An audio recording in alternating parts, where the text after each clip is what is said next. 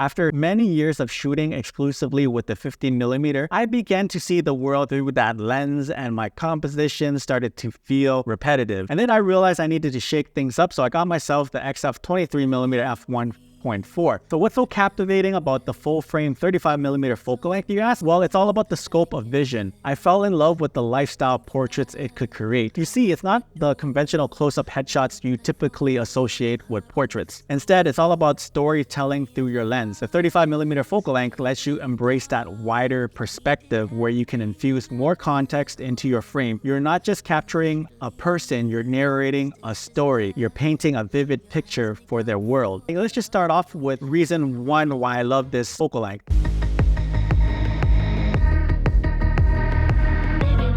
With the trusty 35mm lens, we gain a wider perspective. This expanded field of view let us embrace more of the surroundings, giving our images a fresh take, and I feel it provides us with some unique looking portraits. Now take a look at this shot right here. What does this composition tell us about the photo? It sparks curiosity, doesn't it? You start to wonder about the story it holds. What's going on in Lena's mind? What has caught her attention just outside of the frame? Whose house is she leaning against? And what kind of place features a pristine white exterior with vibrant yellow window panes? It's certainly not your typical North American homes. Now let's talk about the colors. Notice how the blues and the yellows harmoniously blend together.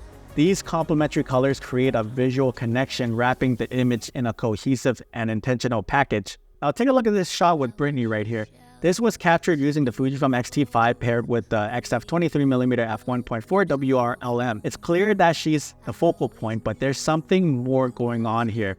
There's a sense of voyeurism, perhaps. As you immerse yourself in this wide field of view, take a moment to reflect on the emotions that it evokes. Can you feel the isolation, the loneliness, the subtle, somber undertone? Brittany's gaze as if she caught sight of someone or something that adds a layer of intrigue. And I feel this is where the 35mm full-frame equivalent lens truly shines. This is what I mean when I say that the 35mm lens can weave a compelling narrative. This is precisely why I'm drawn to this lens and the field of view that it offers. In a shot like this, it conveys the feeling of isolation and emptiness that surrounded Brittany. Now, achieving this kind of storytelling with an 85mm lens or a 135mm lens would prove challenging, and even the trusty nifty 50 can get you close, but you need to step back a bit to recreate this mood and this feeling that you get.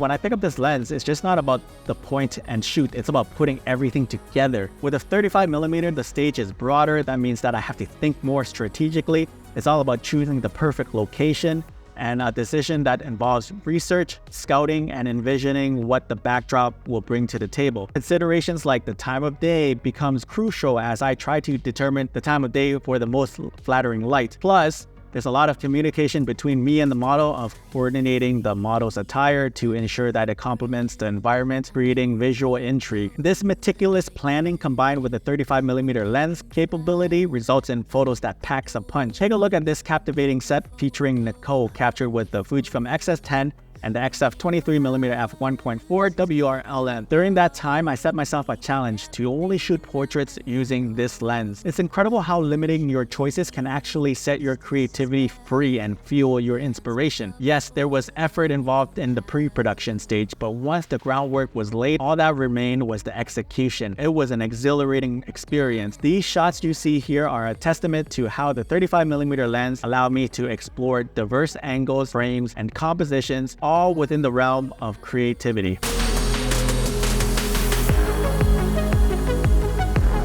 Picture this, you're in the middle of a photo session and you want to capture a close-up shot of your subject's face, preserving natural proportions without any unwanted distortion. I find that the 35mm focal length can do that very well. That's where the 35mm lens comes into play, showcasing its versatility. But here's the beauty of it. It's not just limited to close-ups. You still have the flexibility to step back and capture that wider perspective, preserving the context that enhances your storytelling. It strikes a balance between the intimacy of a 50mm lens for close-ups and the broader view of the wider lenses. Who's wrong or right? Feel nothing when you go.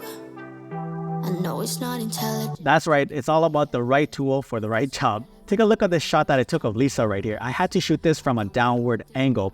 And that's where the 35mm lens truly shines. You see, if I were to opt for an 85mm lens, it would compress the image and make it appear flat. I might have to extend my arms higher, which, given that I was already standing on a park bench for the shot, wouldn't be practical. Sure, I could consider a wider focal length or even ultra-wide lenses, but they come with their own set of challenges. You might catch a glimpse of my shoes in the frame, or if you get too close, facial distortion becomes a risk, and this could completely alter the composition and the mood of the photos. And that's when it hit me. Sometimes the 35mm focal length is the perfect tool for the job, providing the ideal balance between perspective and distortion. It's the dependable choice that consistently delivers the impact that I'm looking for.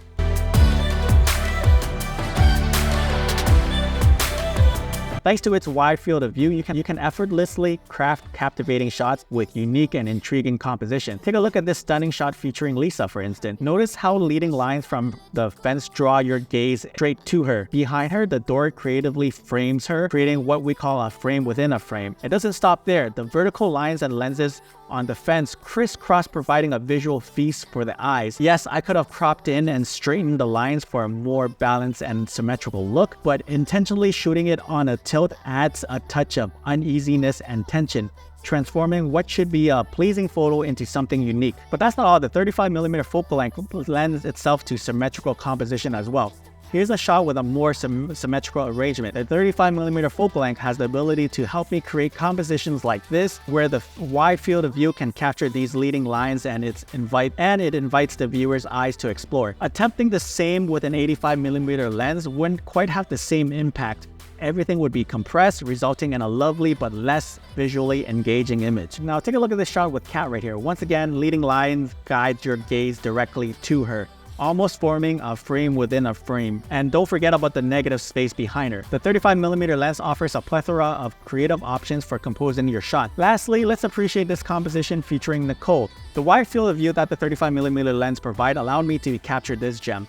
Cherry blossoms are showcased in all of its glory, and it's surrounding Nicole like a subframe. I photographed her from a slightly upward angle, lending her an air of power and heroism. This lens, with its unique capabilities, allowed me to tell a story through creative framing and composition.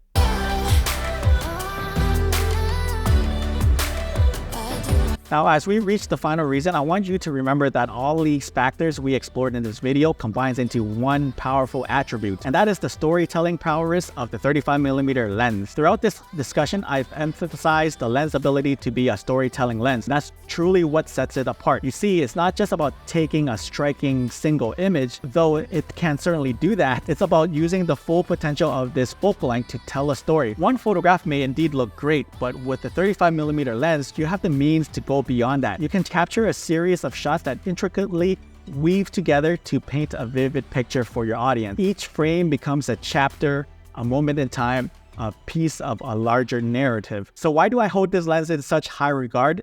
And it's because it empowers me to showcase the mood, the vibes, the compositions, and the framing with a set of photos that make up a story. In essence, the 35mm lens isn't just any lens. It's a storyteller's best friend. It's the tool that I choose when I want context in the scene, when I just want to showcase the environment, show the viewers the textures, the light, the composition, the creative frames, everything.